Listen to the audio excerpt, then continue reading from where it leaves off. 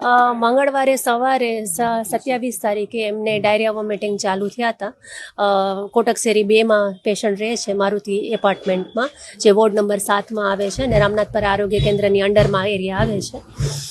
અને લગભગ 6 થી 9 વાગ્યા સુધીમાં લગભગ 30 થી 40 વખત એમને ડાયરિયાના એપિસોડ્સ આવ્યા હતા અને એમને 108 બોલાવી અને સિવિલ હોસ્પિટલમાં એડમિટ કર્યા હતા. અને ત્યાર પછી પેશન્ટની સ્થિતિ અત્યારે સ્ટેબલ છે. આજુબાજુમાં કોઈ બીજા એવા કેસીસ અત્યારે નથી. પેશન્ટ બોરવેલનું પાણી પીતું હતું, એટલે એનું જે સોર્સ છે એ બોરવેલનું વોટર હોઈ શકે. બાકી અમે છેલ્લા 3 દિવસથી ઘરે ઘરે જઈને ચેકિંગ કરીએ છીએ કોઈને ડાયરિયા વોમિટિંગના કેસીસ છે કે નહીં, પણ હજી સુધી અમને એકે નવો કેસ મળેલ નથી.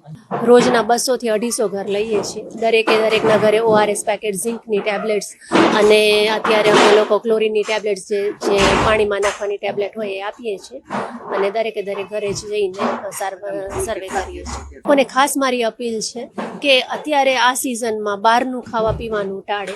સ્પેશિયલી વોટર અને જે વાસી ખોરાક હોય એ અત્યારે લેવું ન જોઈએ. દૂષિત પાણી ખાસ ધ્યાન રાખવું જોઈએ કે પાણી ચોખ્ખું અને ઉકાળેલું અથવા ફિલ્ટર્ડ વોટર પીવે.